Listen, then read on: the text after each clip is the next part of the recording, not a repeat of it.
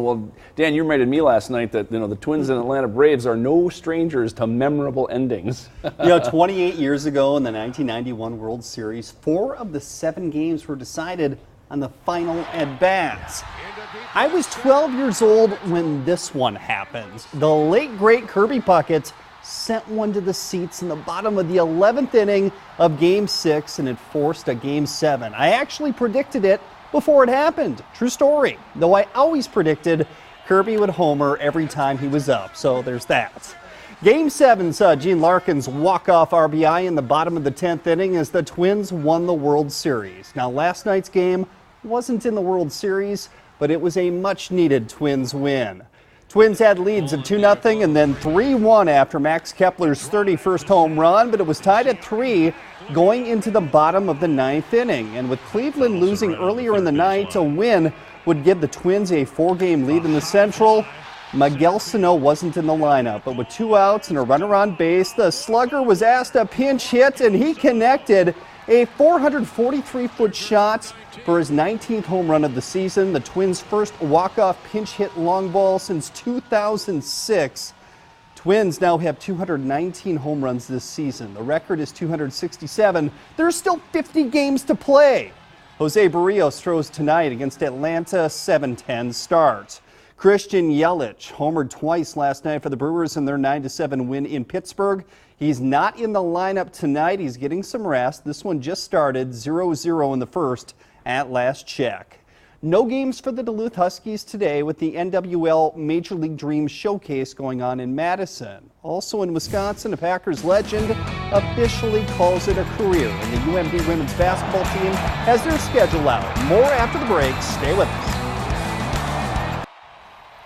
Welcome back, everybody. The Packers preseason opener is Thursday at home against Houston. These days, tight end Jay Sternberger wears number 87, but from 2008 to 2017, Jordy Nelson wore that number for the Packers.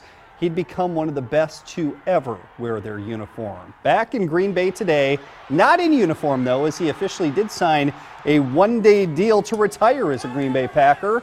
Among many accolades, he is top 5 in a number of all-time team categories. He had 140 yards receiving and a touchdown in helping the Pack win Super Bowl 45. Great opportunity to spend 10 years here, start our family here. We just moved back to Kansas. I told my oldest that we were moving home. He goes, home to me is Green Bay. I'm like, well, valid. You spent 8 years there, and we're born there. Absolutely. Nelson, of course, played last season with Oakland. Sternberger, by the way, was evaluated for a concussion. He was the player hit in yesterday's joint practice with Houston. The Packers take on the Texans Thursday night at Lambeau Field to open preseason play. Preseason for the Purple will kick off Friday at 7 p.m. The Vikings visit New Orleans. You can watch that game on WDIO. A royal way to open the 2019-2020 season for the UMD women's basketball team. They will host the Bethel Royals November 1st. UMD's full schedule has been released, 28 regular season games. They also host UW Superior in early November in a bridge battle. UMD went 23-7 last season. They reached the NCAA tournament as well.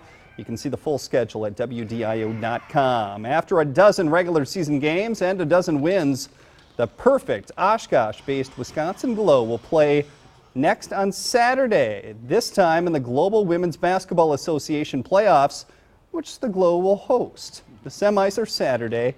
Title game is Sunday. Superior native Jessica Lindstrom and Port Wing native Jolene Anderson play for the Glow. Of course, another Port Wing native, Megan Gustafson, in the WNBA. Speaking of the WNBA, the Lynx play Atlanta tonight.